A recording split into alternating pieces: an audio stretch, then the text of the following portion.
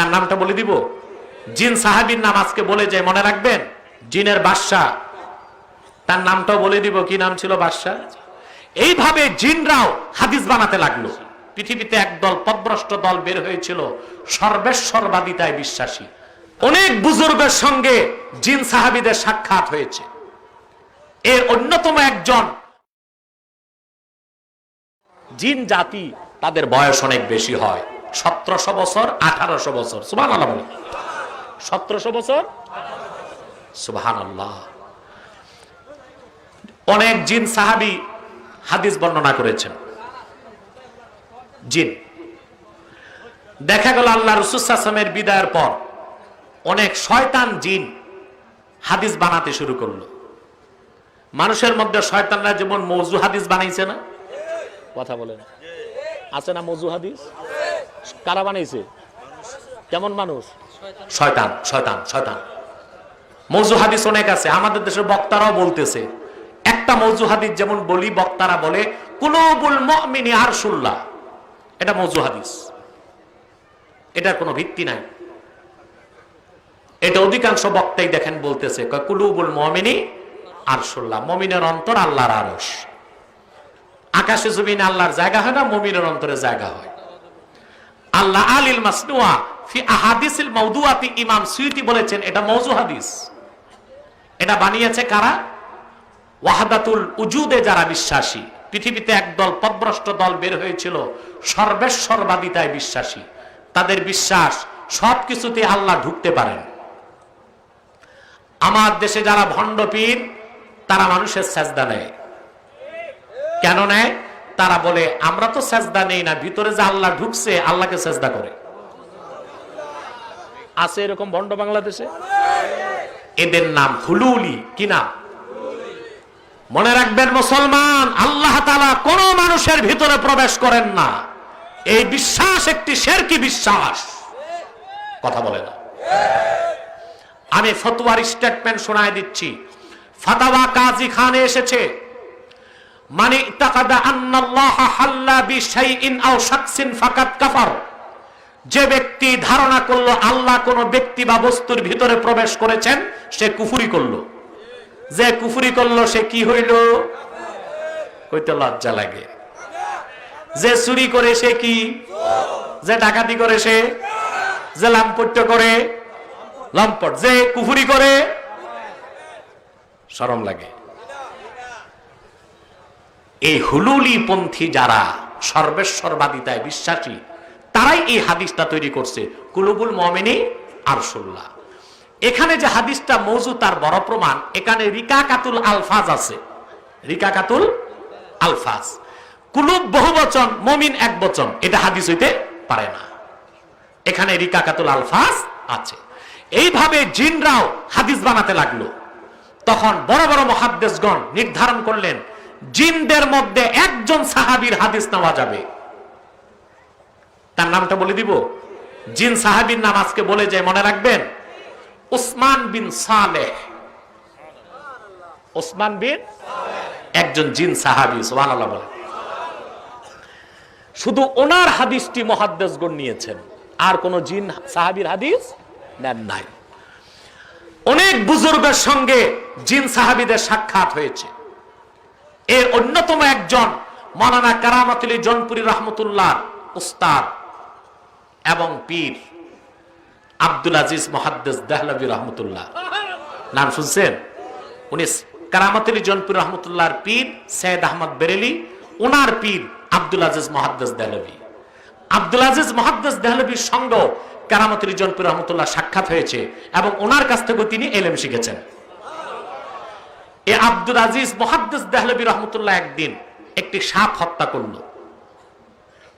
কি সাপটা ছিল? একটা জিন। কি ছিল? রাতের বেলা, গভীর রাতে একদল সাদা পোশাকধারী ব্যক্তি এসে ওনাকে ধরে নিয়ে গেল জঙ্গলে। উনি বুঝে গেছেন কাম হয়েছে। জঙ্গলের ভিতর যে দেখেন বিশাল আসর, সিংহাসনে এক ব্যক্তি বসে আছে। কথা বুঝতেছেন? আব্দুল আজিজ মুহাদ্দিস দেহলভীকে সম্মানের সাথে বসানো হলো, সিংহাসনে বসানো হলো। সিংহাসনের পাশে তাকে বসানো হলো। জিনের বাদশা, তার নামটাও বলে দিব, কি নাম ছিল বাদশা? জেওয়ারা শাহ। এ ছিল জিনের বাদশা। সে মমিন ছিল, মুসলমান ছিল। সে শাহ আব্দুল আজিজ মুহাদ্দিস দেহলভীকে সম্মান করে বললেন, হুজুর, আপনি আমাদের বংশের একটা জিনকে হত্যা করেছেন। তিনি বললেন, এইরকম ঘটনা ঘটে নাই। বলে, গতকাল রাতে আপনি যে সাপটা হত্যা করেছেন সেটা আমাদের একটা জিন জাতি ছিল। তিনি বললেন, আব্দুল আজিজ মুহাদ্দিস দেহলভী বললেন, আমি তো জানি না ওটা জিন, সাপ মনে করে আমি হত্যা করছি। কারণ আল্লাহ রসুলের হাদিস আছে, কষ্টদায়ক জিনিস কষ্ট দেওয়ার আগে হত্যা করো। কথা বুঝেন না? উকতুলুল মুযি ক্বাবলাল ইযা, যে জিনিস কষ্ট দেয়, কষ্ট দেবার আগে তাকে হত্যা করো। সুবহানাল্লাহ বলবেন। জিনের বাদশা বলল, তোমাদের মধ্যে এমন কেউ কি আছো যে আল্লাহ রসুলের সোহবতে বসেছিল? এক জিন দাঁড়িয়েছে। সুবহানাল্লাহ বলবেন।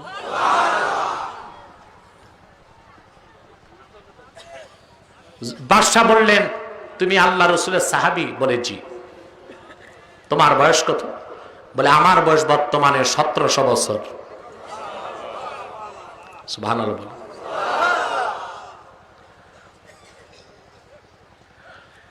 আল্লাহ রসুল সাল্লাল্লাহু আলাইহি ওয়াসাল্লামের জমানায় আমি বালক ছিলাম। শাহ আব্দুল আজিজ বললেন, জিনের বাদশা বললেন, আব্দুল আজিজ মুহাদ্দিস যে হাদিসটা বলেছেন তাকে তুমি কোনোদিন শুনেছো রাসূলুল্লাহর কাছে? সে বলল, হ্যাঁ, মসজিদ নববীতে বসা ছিলাম, রাসূলুল্লাহ নির্দেশ করেছেন, উকতুলুল মুযি ক্বাবলাল ইযা, কষ্টদায়ক জিনিস কষ্ট দেবার আগে হত্যা করো। বাদশা আব্দুল আজিজকে বললেন, আপনি বিনা শর্তে খালাস। আর সেদিন সে তার জিনদেরকে আদেশ করলো, তোমরা কখনো অন্য যে কোনো সূরত ধরবা, সাপের সূরত ধরো না।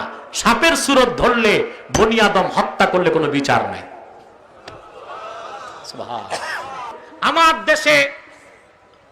আমাদের দেশে বৃদ্ধাশ্রম আছে। কি আছে? বৃদ্ধাশ্রম কি? যে বৃদ্ধ পুরুষ বা মহিলার ছেলে মেয়ে খোরপোশ দেয় না, তাদের থাকার জায়গা। আমার দৃষ্টিতে এটা বাংলাদেশে দরকার নাই, কারণ আমার দেশের বুড়া বুড়িকে সন্তানরা ভালো মতো খাওয়ায়। বউ আশ্রম দরকার। এর মানে যেই বৃদ্ধ বিয়ে করতে পারবে না, সরকার তাকে বিয়ে করায়া খোরপোশের ব্যবস্থা করে দিবে। মানুষের নিঃসঙ্গ জীবন খুব দুঃসহ এবং অত্যন্ত কষ্টের, ঠিক কিনা বলেন? বেহেশতের মতো জায়গায় হযরত আদম মনে জাগছে, আহারে সবই তো পাইছি, সঙ্গী যদি একজন পাইতাম। সুবহানাল্লাহ। তাফসীর ইবনে কাসিরে এসেছে, ফাআলকাল্লাহু আলাইহিন নাওম, আল্লাহ আদমকে ঘুম পাড়ায় দিলেন বেহেশতে।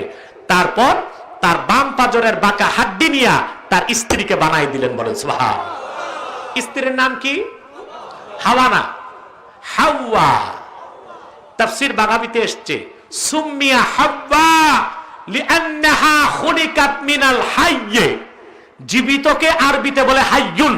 জীবিত আদম থেকে তার বউকে তৈরি করার কারণে হাইয়ুন থেকে নামটা কি? বিত্তাসদীদ, হাওয়া। হাওয়া না, বিত্তাখফিফ না, হাওয়া বিত্তাসদীদ। কথা বুঝতেছেন সবাই? আদম আলাইহিস সালামের যখন হুঁশ ফিরছে, দেখে পরমা সুন্দরী এক যুবতী তার সামনে। সুবহানাল্লাহ। সৃষ্টিগতভাবে তো আল্লাহ আকর্ষণ রাখছেন না? হযরত আদম গেছেন ধরতে, জিবরিল দিছে ধমক, না থামো। আদম আলাইহিস সালাম রেগে গেছেন, আল্লাহ তো আমার থেকে বানাইছে, আমার জন্য, তুমি থামানোর কে? সুবহান। আমার ভাইরা, তাফসীরে এসেছে, আদম বললেন, আব্দি মুহরাহা কাবলা আন তামাসসাহা ইয়া জিবরিল। রে জিবরিল, তোমার স্ত্রীকে স্পর্শ করার আগে আল্লাহর হুকুমে তার মোহর আদায় করে দাও। সুবহানাল্লাহ। মোহরের শুরু কই? কথা বলে না, কোথায়? এই মোহর দিছেন, মনে হয় না দিছে, দেয় নাই। দেখেন অধিকাংশ লোক দেয় নাই। লেখানোর সময় লেখায় চৌধুরী সাহেবের ছেলের বিয়ে তো লম্বা মোহর লেখায় 30,30,330 টাকা 3 পয়সা 3 আনা, ঠিক কিনা? আদায় করার সময় দেখা যায় কিছুই দেয় নাই। আপনারা মোহর দিবেন, রাজি আছেন? কিন্তু যৌতুক নিবেন না। নিবেন? আমাদের দেশে অনেক মেয়ে যৌতুকের অভিশাপের কারণে 20 থেকে বয়স বেড়ে বুড়ি হয়ে যাচ্ছে, ঠিক কিনা? হ্যাঁ, এই যৌতুক না জায়েজ না? না জায়েজ। আমার দেশে অনেক চালাক বুড়া আছে, পীরের মুরিদ বা তবলিগে যে চিল্লা টিল্লা দিছে, লজ্জায় যৌতুক তো চাইতে পারে না, তো একটু কৌতুক করে, কয় বিআই সাহেব আমার ছেলে তো আপনারই ছেলে, আমি কিছু চাইটাই না, ওই নাপাক জিনিস আমার দরকার নাই, তবে বিয়ের পর ছেলেটারে একটু লন্ডন পাঠায় দিয়ে। এ যৌতুক চায় নাই, ভোতা ছুরি দিয়া জবাই করছে, ঠিক কিনা? বিয়েতে কারা কারা যৌতুক নিবেন না হাত উঠাও। মাশাআল্লাহ, সব বুড়ারাও হাত তুলছে, এর মানে এদের বিয়ের নিয়ত আছে।